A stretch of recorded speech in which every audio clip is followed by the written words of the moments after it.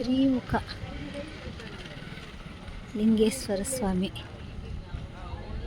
శ్రీముఖ లింగేశ్వర స్వామి వారి దేవస్థానం శ్రీముఖలింగ గ్రామం, జలుమూరు గ్రామం, శ్రీకాకుళం జిల్లా. చాలా పురాతనమైనటువంటి ఆలయం అండి, చాలా పెద్దది. అక్కడ చివరి నుంచి ఈ చివరి దాకా ఉందండి.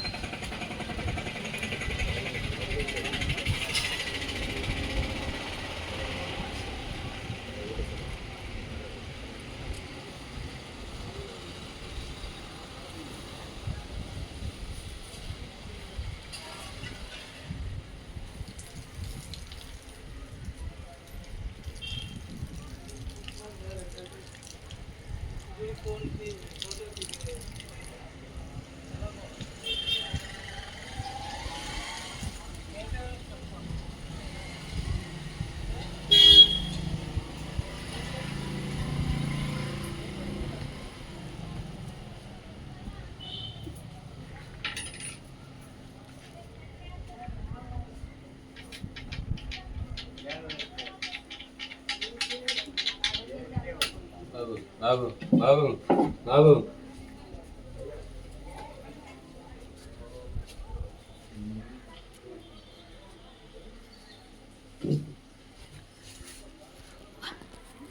చాలా పురాతనమైనటువంటి దేవాలయం అండి.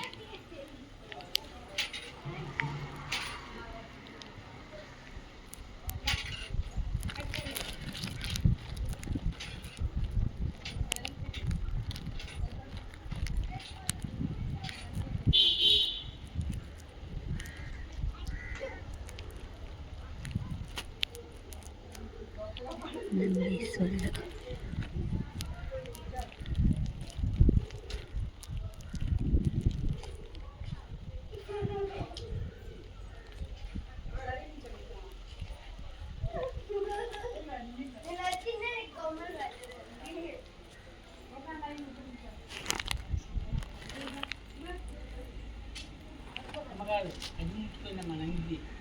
నందిని ముట్టుకోవాలా?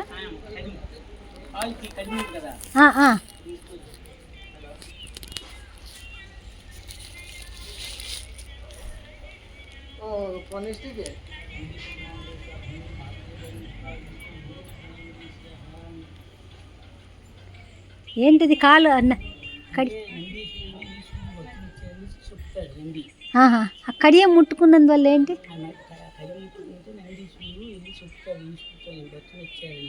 ఓహో,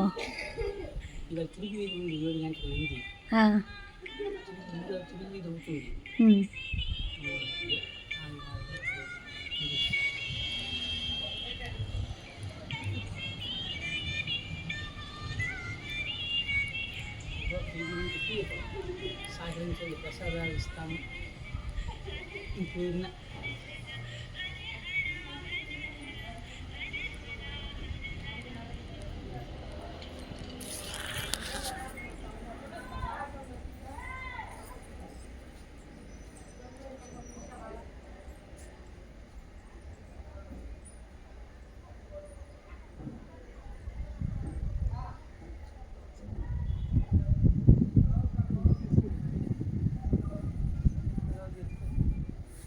నంది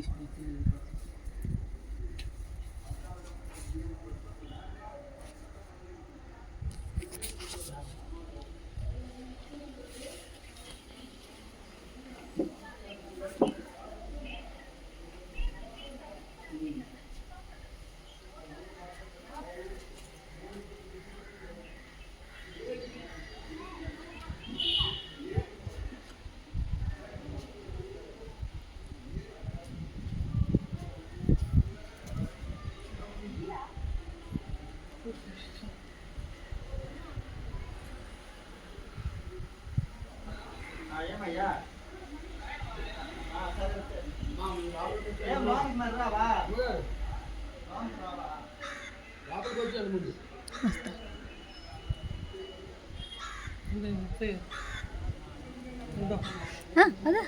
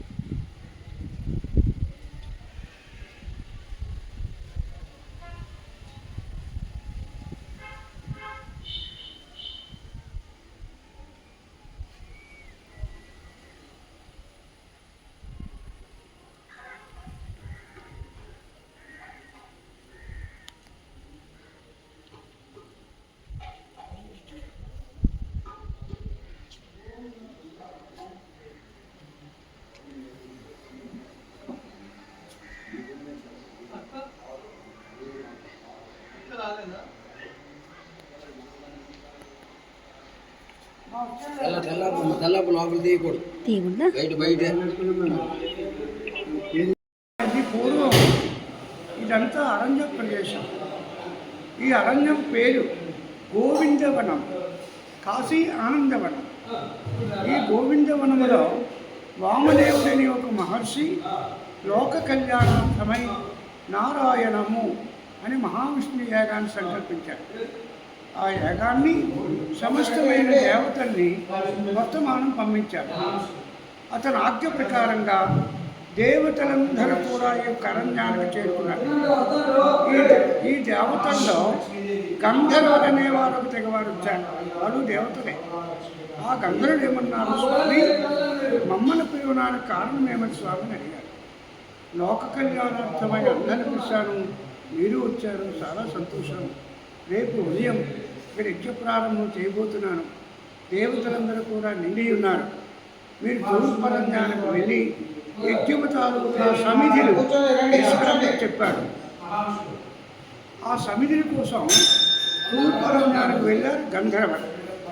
తూర్పరణ్యంలో సమిధిని కోస్తున్నారు. సమిధిని కోస్తుండగా అరణ్యములు ఉంటారు, పోయేవాళ్ళు ఉంటారు. 2000 సంవత్సరాల క్రితం మన గ్రామాల్లో, పల్లెల్లో, పట్టణాల్లో కూడా నాగరికత అంటే ఏమి లేదు.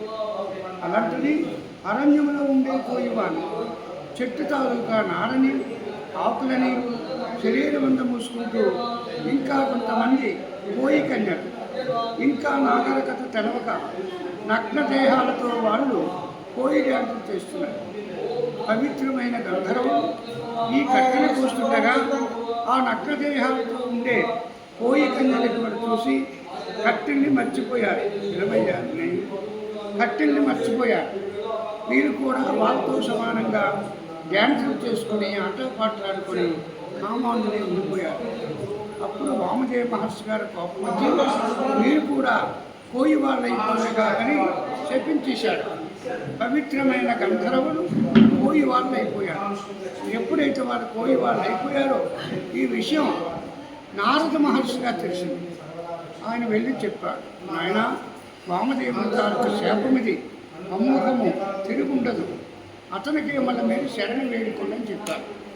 అప్పుడు ఆ కోయి రూపాలతో వామదేవుడు తాలూకు పాదాలపై పడ్డారు. ప్రభు మా యొక్క తప్పుని క్షమించిన స్వామిని, నా శాపం అమోఘనైనా తిరుగుండదు. ద్వాపర యుగం అంతా కలి ప్రారంభంలో శివుడిక్కడ మధుకమైంది స్వామి ముఖందారుస్తాడు. ఇప్ప చెట్టునే సంస్కృతంలో మధు అంటారు. మన ప్రాంతీయ భాషలో ఇప్ప చెట్టు అంటాం. ఇప్ప చెట్టులో స్వామి భూముఖంతో విరిస్తాడు. ఆనాడు మీరు ఆ ముఖ దర్శనం కలిగిన నాడే మళ్ళీ మీ దేవలోకానికి మీరు వెళ్తారు. అంతవరకు కూడా మీరు కోయి రూపాలతో ఈ అరణ్యములే ఉండిపోతారని చెప్పిస్తూ ఆయన లోకానికి ఆయన వెళ్ళిపోయారు. అప్పుడు ఈ కోయి వాళ్ళు ఏం చేశారంటే ఈ అరణ్యాన్ని ఆక్రమించుకున్నారు. చిన్న చిన్న కుటీరములు ఏర్పరచుకున్నారు. ఈ అరణ్యంలో పండేవి ఎప్ప పువ్వులే పండుతున్నాయి. ఆ పువ్వులు అమ్ముకొని జీవిస్తున్నారు కోయివారు. ఈ కోయి వాళ్ళందరినీ చిత్రసేనుడని ఒక రాజున్నాడు, కోయి రాజు. ఆ రాజుకి ఇద్దరు భార్యలు. ఒక ఆమె జంగం. శ్రీశైలం నుండి కాశీ వెళ్ళాలని త్రావణ తప్పి ఈ అరణ్యానికే చేరుకుని ఆరాధనే ఆశ్రయించుకొని ఆరాధనే పెళ్లి చేసుకుంది. ఆమె శ్రీశైలం జంగం, శివభక్తురాలు. ఒక ఆమె పోయారు. ఇద్దరు భార్యల్ని 2 కుటీరములు ఏర్పరిచారు. ఆయనకు ఆధారం ఏమిటి? ఆ చెట్టు. ఇప్పుడు విగ్రహం చూసాంగా, అది ఎప్ప చెట్టు. ఆ చెట్టుని 2 కొమ్మలు ఉన్నాయి. ఇద్దరు భార్యల్ని సేరు కొమ్మను పంచిపెట్టేసింది. ఈ జంగపావుడు ఏం చేస్తుంది? శివభక్తురాలు. తెల్లవారు లేవడం, వంశధారణలో స్నానం చేసుకుని, నుదురికి బూది దగ్గర పెట్టుకుని, మెడలో రుద్రాక్ష ధరించుకుని, ఆ చెట్టునే లింగ రూపంగా ధూపదీప నైవేద్యం చేసి ఓం నమ శివాయని భగవంతుని ధ్యానం చేస్తే ఆవిడ కొమ్మకి బంగారు పూలు పడుతుంది. ఈ జంగపు స్త్రీ ఈ బంగారు పూలు తీసుకెళ్ళి షావుకు అర్పిస్తే అది మంచి మంచి ధరిస్తున్నారు. పోయి ఆవిడకి ఎక్కువ పూలు పడుతుంది. దానికి యథావిధిగా పెళ్లి నొప్పిస్తుంది. ఒక చెట్టు 2 విధాలుగా పూస్తుంది. ఆ చెట్టు కోసం ఇద్దరు భార్యలు కూడా రోజు కలహమే. ఇద్దరు భార్యలు తాలూకు కోరిని భరించలేక రాజు ఏం చేశాడంటే, సరే కానున్నాడు, దీని కొమ్మ దాని కొమ్మ దీన్ని ఫిరాయించాడు. కొమ్మలైతే మార్చాడు కానీ భక్తిని మార్చలేకపోయాడు. యథావిధిగా జంగపశ్రీకి బంగారు పూలు పడుతున్నాయి, పోయావుడికి ఎప్పు పూలు పడుతుంది. కలహం అనేది ఇంకా పెరిగిపోతుంది. రాజు చూశాడు, ఒక యజమానికి ఇద్దరు భార్యలే కానీ ఉన్నట్లయితే బతుకే ఈదిపాడు. చెట్టే కలహానికి కారణం. చెట్టే లేకపోతే కలహం ఉంటున్నాడు. గుడారంలోకి వెళ్ళి గంటకొట్ట తీసుకొచ్చి చెట్టుని రాసి చేశాడు. అందుకే స్వామివారికి శిరస్సు ఉన్నది, మధ్యలో పొర ఉంటుంది. చెట్టుని అభిప్రేమించాడో ఒక విధమైన కాంతి బయలుదేరి ఆ కాంతిని తట్టుకోలేక రాజు శుభ తప్పి పడిపోయాడు. ఈ జాతివారి ఉంది కదా పోయావడి, ఎవరితో దేశాన్ని నా భక్తిని సుప్రయోగం చేసి చంపేసింది. బంధువుల దగ్గర కూడా వెళ్ళని ఆమె తాలూకు బంధువులందరినీ వర్తమానం పంపించేశారు. వాళ్ళందరూ వచ్చారని సంప్రశ్నలు గుప్పిస్తామని అనరాని మాట్లాడుతూ భయపెడుతున్నారు. ఆమెకే శరణ్యం లేక భగవంతుని ప్రార్థన చేసుకుంది.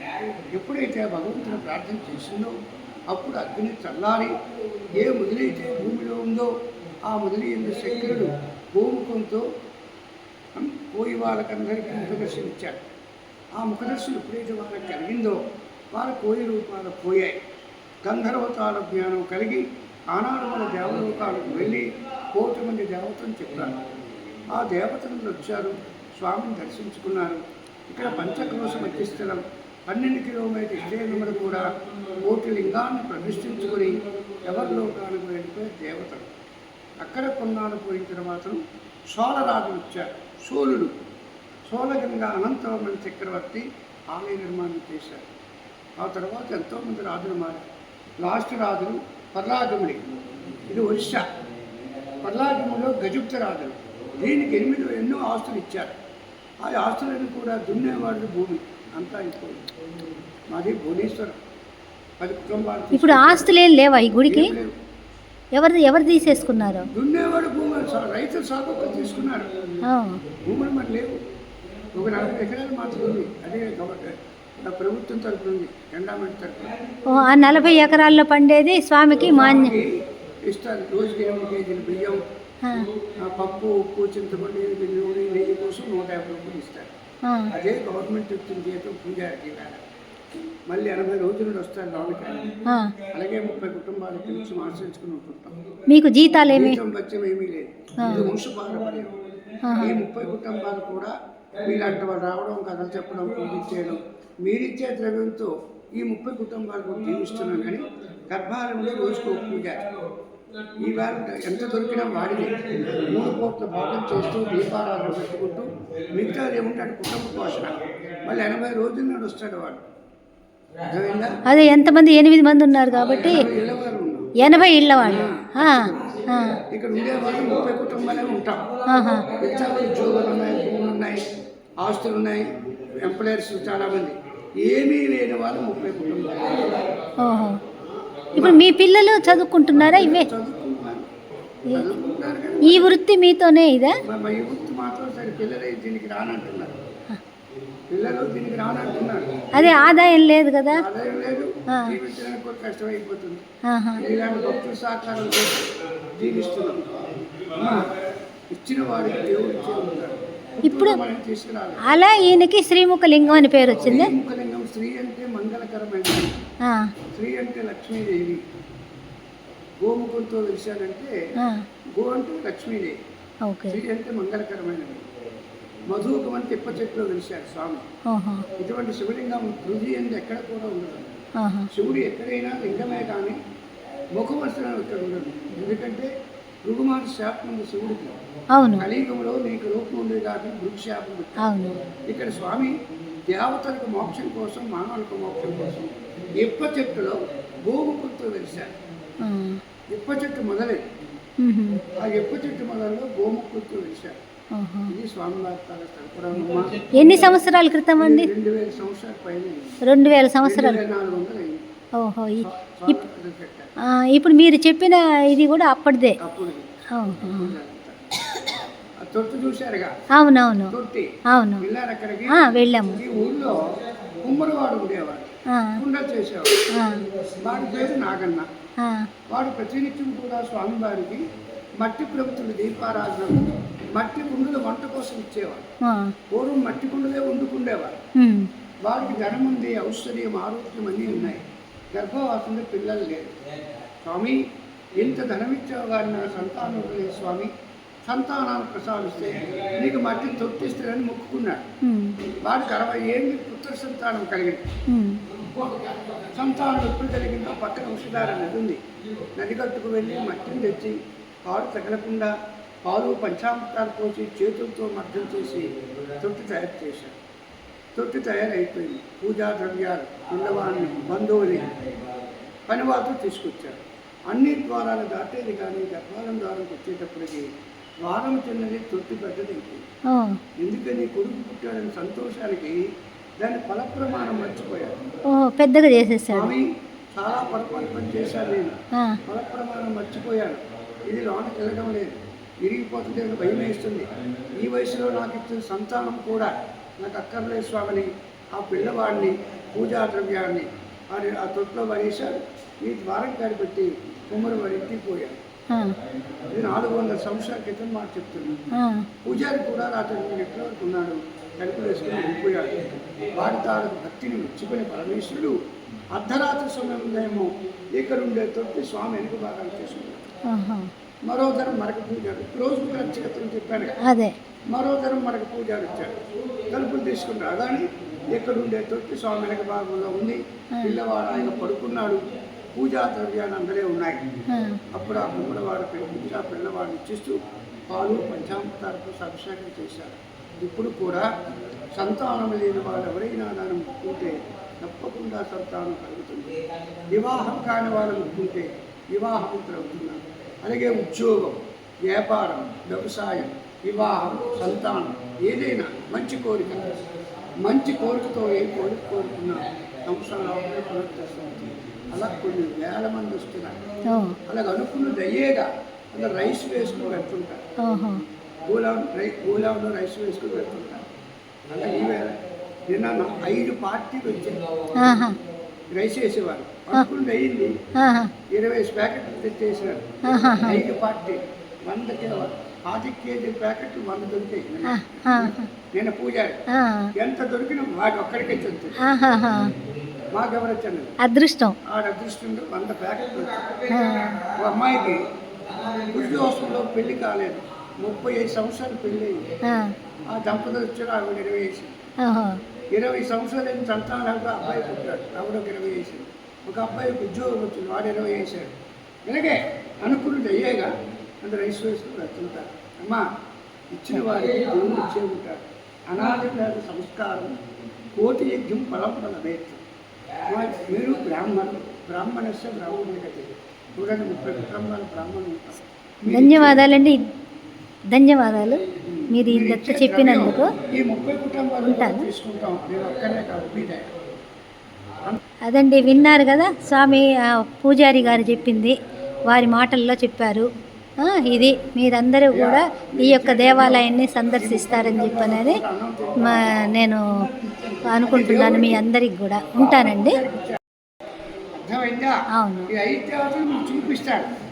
ఆదిత్యం అంటే సూర్యుడు, విఘ్నేశ్వరుడు, విష్ణు, ఈశ్వరుడు, పార్వతీదేవి. ఇదే స్పాట్లో 5 మీకు చూపిస్తాడు. 2 నిమిషాలు ఆగిన వాడు రాని వచ్చానమ్మా, మరి ఏది కూర్చో